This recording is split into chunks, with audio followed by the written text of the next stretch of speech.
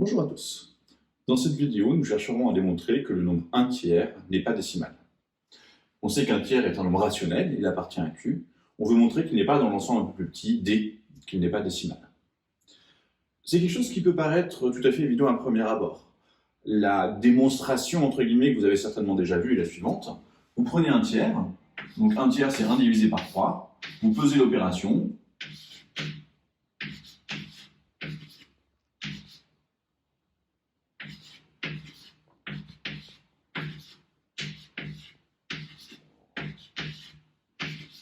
et vous trouvez que 1 tiers, c'est 0,3333, etc. avec une infinité de 3, ce qu'on peut écrire comme 0,3 avec une barre au-dessus du 3 pour dire qu'on a une période 3 dans le développement décimal.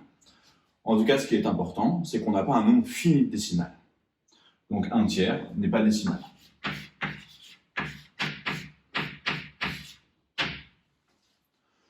Le problème, c'est que cette démonstration n'est en fait pas très rigoureuse. On peut la rendre rigoureuse, mais c'est un petit peu plus compliqué. On pourrait par exemple montrer que ce nombre-là multiplié par 3, ça fait bien pile 1, parce que ça fait 0,9999999, avec une infinité de fois le nombre 9, ce qui est la même chose que 1. Mais ce n'est pas très rigoureux. C'est pas très satisfaisant comme démonstration. On va vouloir donc faire une démonstration plus mathématique, plus formelle, du fait qu'un tiers n'est pas décimal. La première chose pour pouvoir démontrer ça de manière formelle, c'est de se rappeler de la définition des nombres décimaux. Les nombres décimaux, c'est les nombres qui peuvent s'écrire avec un nombre fini de décimales. Par exemple, 12,345. Il n'y a que 3 décimales, il n'y en a qu'un nombre fini, c'est donc bien un nombre décimal.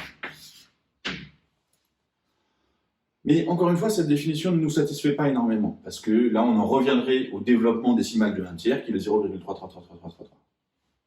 Donc on va se rappeler de l'autre définition. Je vais rappeler cette définition par un exemple. On va reprendre le 12,345. Ce 12,345, comme tous les nombres décimaux, est en fait un rationnel que s'écrire comme une fraction. Une des façons de l'écrire comme une fraction, la manière la plus simple possible, pour se débarrasser de cette virgule, c'est de l'écrire comme 12345 divisé par 1000. Ou autrement dit, 12345 divisé par 10 puissance 3. Et en faisant exactement la même chose, en faisant en sorte de bouger cette virgule jusqu'à qu'elle disparaisse, n'importe quel nombre avec un nombre fini de décimales va s'écrire comme un nombre entier, positif ou négatif, donc un nombre relatif, divisé par une puissance de 10. Autrement dit, et c'est la vraie définition de ce que c'est un nombre décimal, tout nombre décimal peut s'écrire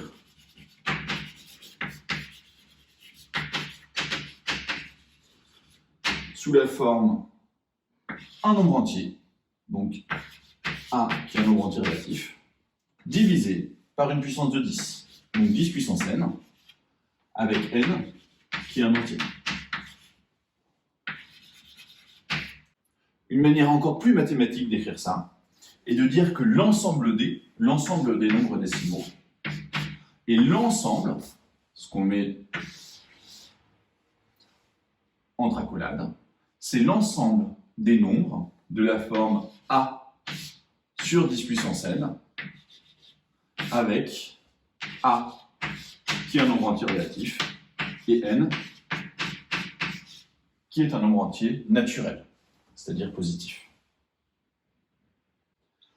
Maintenant que nous sommes armés de cette définition formelle de ce que c'est un nombre décimal, on va pouvoir attaquer la démonstration de ce théorème.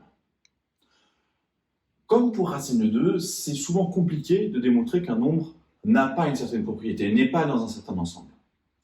Donc on va utiliser toujours la même astuce, qui est encore une fois extrêmement importante mathématiquement. On va faire un raisonnement par l'absurde. On veut démontrer qu'un tiers n'est pas décimal. Donc on va faire l'hypothèse inverse. On va faire l'hypothèse, la supposition que un tiers est en fait décimal.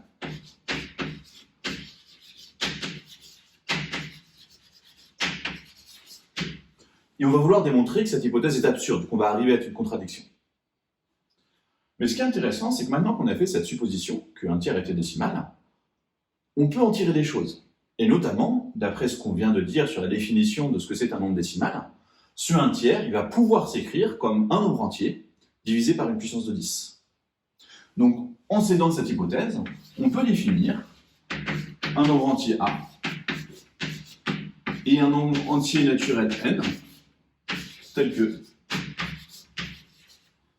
1 tiers s'écrivent sous la forme d'une fraction décimale, c'est-à-dire un nombre entier, divisé par une puissance de 10.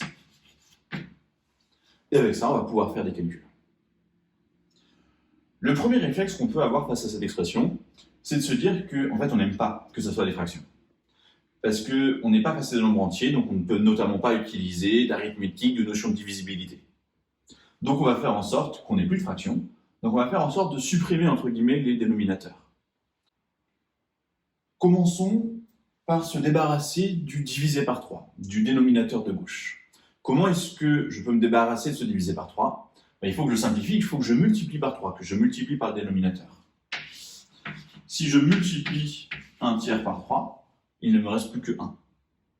Évidemment, si je veux préserver cette égalité, comme j'ai multiplié le membre de gauche par 3, il faut aussi que je multiplie le membre de droite par 3. Comment est-ce que je peux me débarrasser du 10 puissance n qui est au dénominateur ? Exactement de la même manière. Je vais multiplier par 10 puissance n, ce qui va permettre de simplifier ce dénominateur. Donc je multiplie par 10 puissance n, il se simplifiera avec le dénominateur. Si je veux que l'égalité reste préservée, il faut, vu que je multiplie le membre de droite par 10 puissance n, que je multiplie également le membre de gauche par 10 puissance n. Alors, qu'est-ce que ça donne une fois que j'ai fait ces deux multiplications ? Sur le membre de gauche, j'ai multiplié 1 tiers par 3, donc le divisé par 3, c'est simplifié. Et j'ai multiplié 1 par 10 puissance n, j'obtiens donc 10 puissance n. À droite, j'ai obtenu A multiplié par 10 puissance n, donc le 10 puissance n disparaît, et multiplié par 3. J'obtiens donc 3A. Une autre manière de voir cette égalité, si vous le préférez, c'est qu'on a ici un tableau de proportionnalité. La fraction 1 sur 3, donc la proportion entre 1 et 3, est proportionnelle avec la proportion entre A et 10 puissance n. Et donc ce qu'on a écrit ici, en se rappelant que 10 puissance n c'est la même chose que 1 fois 10 puissance n, c'est juste un produit en point. J'ai fait 1 fois 10 puissance n égale 3 fois A. Quelle que soit la manière dont on a obtenu que 10 puissance n égale 3A. Mais ça c'est intéressant, parce que là maintenant on n'a plus que des entiers. Et en particulier, on va pouvoir faire de l'arithmétique. Ça, par définition même, une autre façon de dire ça, c'est que 10 puissance n, c'est un multiple de 3. Et c'est écrit 3 fois un nombre entier. Donc 10 puissance n est un multiple de 3.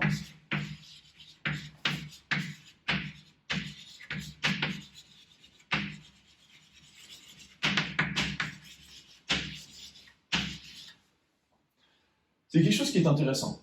Parce que vérifier qu'un nombre est un multiple de 3, on sait très bien faire. On a un critère pour ça qui marche. Ce critère, un nombre est un multiple de 3 si et seulement si la somme de tous ces chiffres est un multiple de 3. C'est ici très intéressant. Parce que le 10 puissance n, c'est la même chose que quand j'écris sous forme décimale 1, 0, 0, 0, etc. avec autant de zéros que n. C'est quoi la somme des chiffres de tout ça? La somme des chiffres,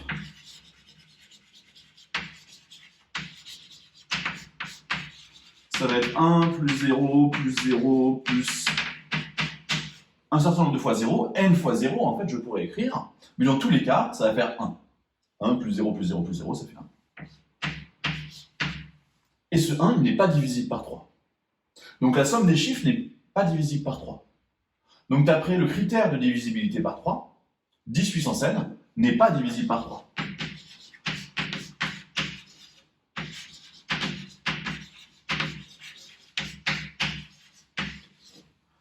Donc on a à la fois trouvé que 10 puissance n est divisible par 3, vu qu'il s'écrit 3 fois 1, mais qu'il n'est pas divisible par 3, vu que sa somme des chiffres fait 1 qui n'est pas divisible par 3.